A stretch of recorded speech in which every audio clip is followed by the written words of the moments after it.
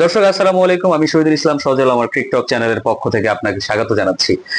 দর্শক, ইন্ডিয়ার ক্রিকেটাররা এখন এই মুহূর্তে অবস্থান করতেছে ইংল্যান্ডে।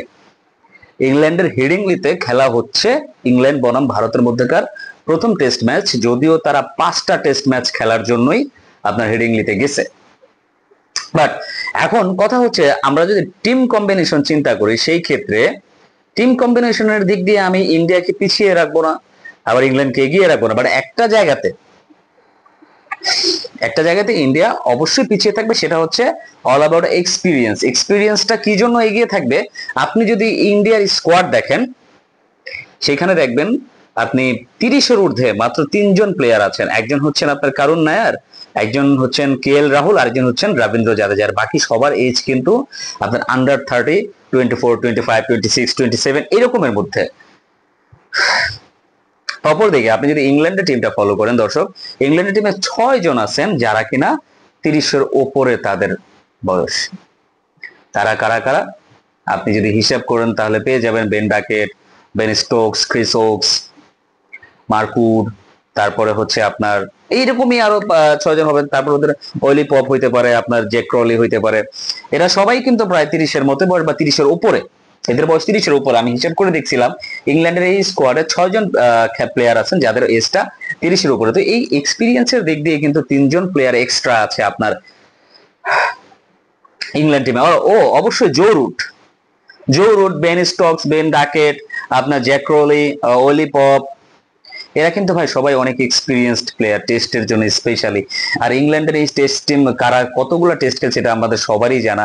অন্যদিকে ইন্ডিয়ার যে ইয়াংস্টার আছেন, ইয়াশস্বী জয়সওয়াল, শুভমান গিল, ঋষভ পান্থ, আপনার অভিমন্যু ইয়াশরন, তারপরে আপনার হচ্ছে বোলিং সাইড যদি চিন্তা করি, মোহাম্মদ সিরাজ, শার্দুল ঠাকুর, জসপ্রীত বুমরা, তারপরে আরো আছে হচ্ছে আপনার আর্শদীপ সিং। এই সাইডটা কিন্তু পুরোপুরি একটা ইয়াং সাইড ইন্ডিয়ার জন্য। বাট আমার কাছে মনে হয় যেন এই সাইডটাও ভাই দারুণ একটা কম্পিটিশন দিয়ে দিবে। যে মুহূর্তে আমি এই ভিডিওটা করতেছি তখন ইন্ডিয়ার সংগ্রহ হচ্ছে 284 রান 3 উইকেটে।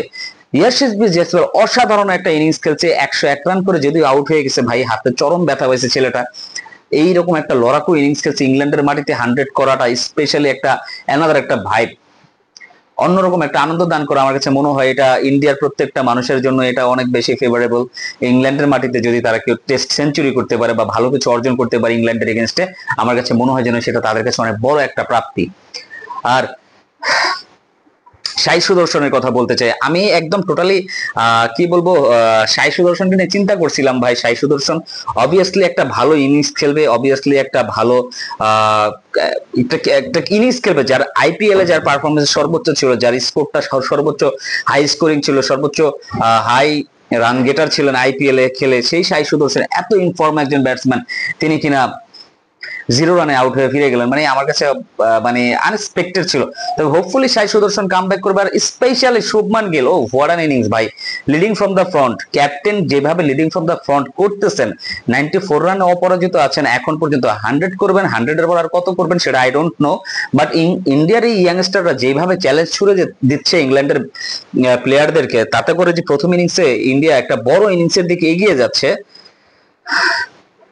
সেটা নিঃসন্দেহে বলা যায়। এখন উইকেটে ব্যাটিং করছে শুভমান গিল, ঋষভ পান্থ। আর কে কে ব্যাটিং এ বাকি আছে? কারুন নায়ার, রবীন্দ্র জাদেজা, তারপরে আপনার আরো একজন ব্যাটার আছেন অবভিয়াসলি, তারপর শার্দুল ঠাকুর, এরাও বেশ ভালো মোটামুটি ব্যাট চালায় নিতে পারে। তো আমার কাছে মনে হচ্ছে যে ভাই ইন্ডিয়া ইজ ডেফিনেটলি একটা বড় স্কোরের দিকে এগিয়ে যাচ্ছে। তবে আমার কাছে ইন্ডিয়ার বোলিং লাইন আপটা কিছুটা উইক মনে হয়েছে। ডোন্ট নো, পরবর্তীতে বোঝা যাবে যে আসলে ইন্ডিয়া কোন পর্যন্ত কি করতে পারে। বাট এখনো পর্যন্ত ইন্ডিয়া কিন্তু টপ অফ দ্য গেম, এটা আমার কাছে মনে হচ্ছে, আমার দৃষ্টিকোণ থেকে মনে হচ্ছে এখনো পর্যন্ত India top of the game. বাকি যতটুকু খেলা এগাতে থাকবে, মানে এগুতে থাকবে, ততক্ষণ পর্যন্ত আমরা বুঝতে পারবো যে আসলে কার জোরটা কার উপরে তত বেশি। Hopefully India will play great game against England প্রথম টেস্ট ম্যাচে। গত বছর যে ধরনের ঝামেলাটা আমরা দেখেছি যে ওয়ার্ল্ড টেস্ট চ্যাম্পিয়নশিপের সেমিফাইনাল ভারত আসলে খেলতে পারবে কিনা, সেই জিনিসটা আমরা মিলাতে গিয়ে আমাদের অনেক ঝামেলা পোহাতে হয়েছে, অনেক কষ্ট পাইতে হয়েছে। যে ইজি ইজি ম্যাচগুলো হেরে গেছে টিম ইন্ডিয়া নিউজিল্যান্ডের এগেনস্টে ঘরের মাটিতে একদম হোয়াইট ওয়াস্ট।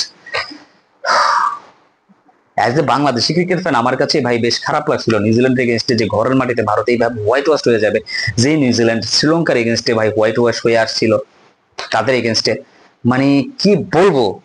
যাই হোক সে সমস্ত কথা বাদ, নতুন সেশন শুরু হয়েছে 25-27-এর test championship. Hopefully India will মানে ইন্ডিয়া ভালোই খেলবে হোপফুলি। যাই হোক দর্শক, আপনারা যারা ক্রিকেট পাগল আছেন, ক্রিকেট ভক্ত আছেন, তারা অবশ্যই আমার চ্যানেলে কমেন্টস করে জানাবেন যে আসলে এইবার টেস্টে কি ঘটতে পারে। সবাই ভালো থাকবেন, সুস্থ থাকবেন। সালামু আলাইকুম।